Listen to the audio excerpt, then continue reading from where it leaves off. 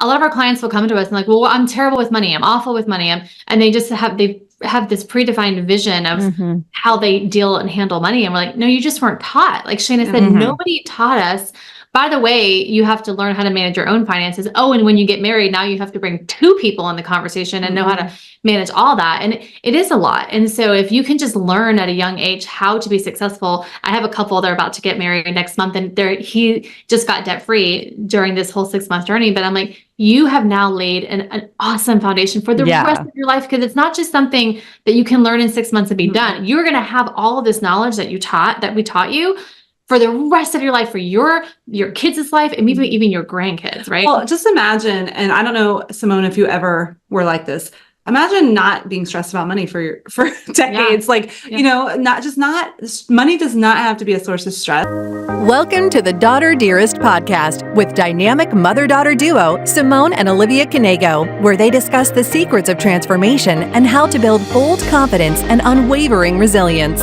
From intimate conversations with inspiring guests to sharing their personal journeys of triumph and challenge, Simone and Olivia create a supportive space where every woman is encouraged to rise above her fears and love the woman in the mirror. Tune into the Daughter Dearest Podcast and join this special journey of connection and growth. Hi, everyone. Welcome to this week's episode of the Daughter Dearest Podcast. I'm Simone Canego. And I'm Olivia Canego. And this week we have two special guests, the Ideal Balance duo.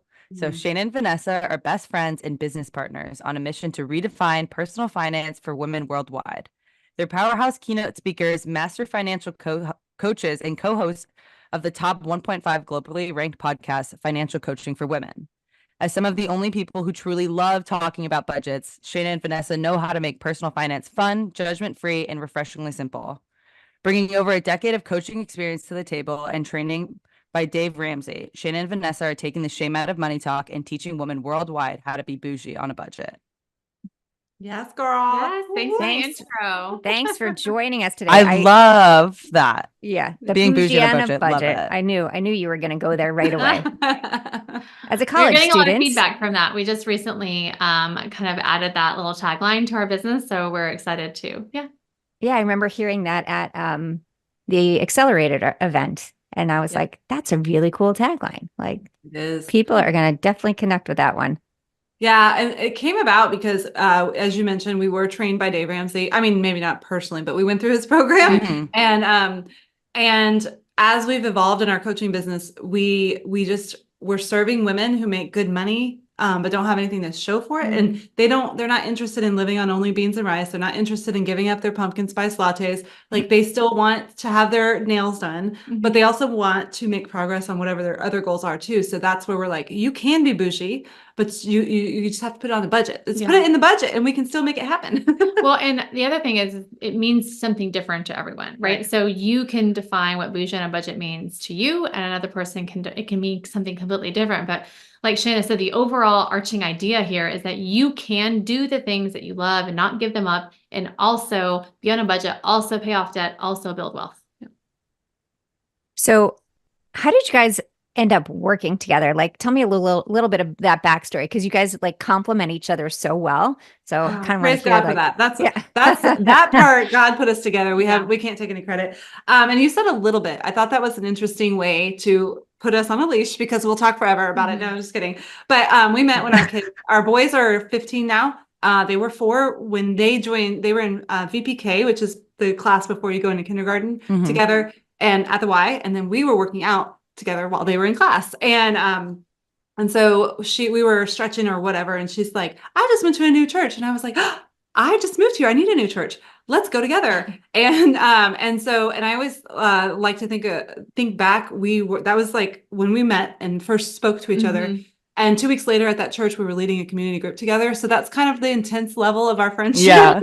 And we also did all the free things because we were very frugal. Like, how many free things can we do together? Yeah, free vacation Bible schools. Like, yes. And then the beach, the park, like the YMCA pool, because we were already paying for that membership. So we just literally dove all in and we became Insta friends. Yes. And then one day, apparently, I think, my memory is not the best. I picked up a book called Total Money Makeover. I'm guessing from a garage sale, thrift store somewhere. I read it, gave it to my husband. he read it and said, we already do this. And I said, not sure that's correct, babe, but love you. So then I gave it to Vanessa. I'm like, Vanessa, we don't need this. All done. We basically are, millionaires or whatever, according to my husband. And so, but Vanessa took a little different took it differently. Yeah. So, I love information. I don't love to read. And so I got this book and I thought, I'm never going to read this. Girl, I read it in a week. Like it was such great content, and the just everything about it just made sense to me. And so we took it, I read it. My grandmother is Portuguese, and she lived 6 months here in the States and 6 months over there in Portugal. And she told me, she said, listen, before the kids start school, because they were little bitty, right? They're about to go, my son was about to start kindergarten. She said, come to Portugal for 3 months. You're never going to get this opportunity again. So I did. I asked my husband, can I go? And he said, sure. And quit my job. I packed up my kids and we went for 3 months, and he came out in the middle. And we really found out what was really important to us, who we really are. I think up until that point, we were like living like the Joneses, or trying to keep up with the Joneses. We bought the big house, got all the furniture. We bought the house and racked up the credit cards and everything. And came back from that trip, sold everything, bought a smaller house. And at 31, I was mortgage free and debt free. Wow. Yeah. That's amazing. And it is amazing. And she's got more. She's added more stats to that financial resume since then. But on our end, we entered our marriage in a little bit of debt, but we were never in debt. We made good money. And, but our deal was we didn't communicate or own our finances. So we're kind of spending almost everything we made, not lavishly, because we didn't have that much money, but we weren't in debt. So that's where my husband's like, we already do this. So then when he finally figured it out, we did the whole thing. We went through FPU, we got cash envelopes. We got out of the one vehicle that we paid off. And then we were communicating, we were excited, we had goals, and it was really fun. And we took FPU and we led FPU like 4 different times. In this whole time, I have my own coaching practice, and I decided to add Dave's financial coaching to it because it just made so much sense to do all the coachings. And I text Vanessa. Yeah. So, I was really in a dark place with my job, and I asked God for the guidance. I was like, what am I supposed to be doing? I know I'm supposed to be doing something. I have no idea what it is. And he told me, you're going to be mortgage free and debt free when you start your business. And I was like, great. So when I did that, I was like, okay, A+ student, like I did the thing. What am I supposed to do? And literally that week, Shana texted me and she said, I'm moving back home. I want you to get your financial coaching certification, and we're going to do this thing together.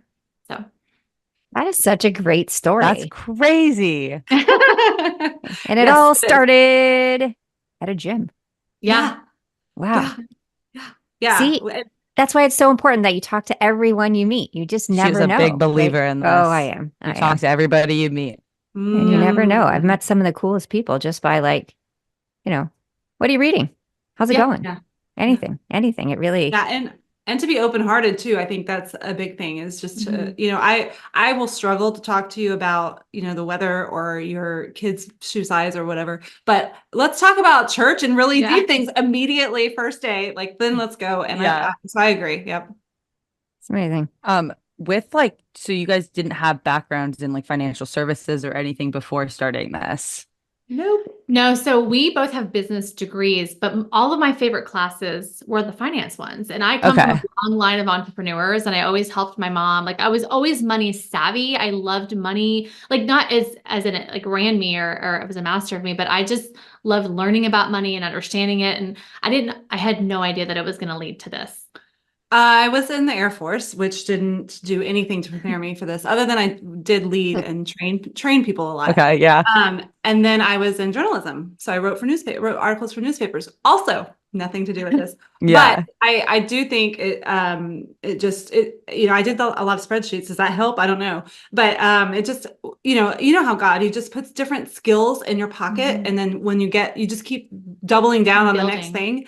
And so I think we're both very uniquely, creatively perfect for what we're doing now. There was a lot of building blocks to get there.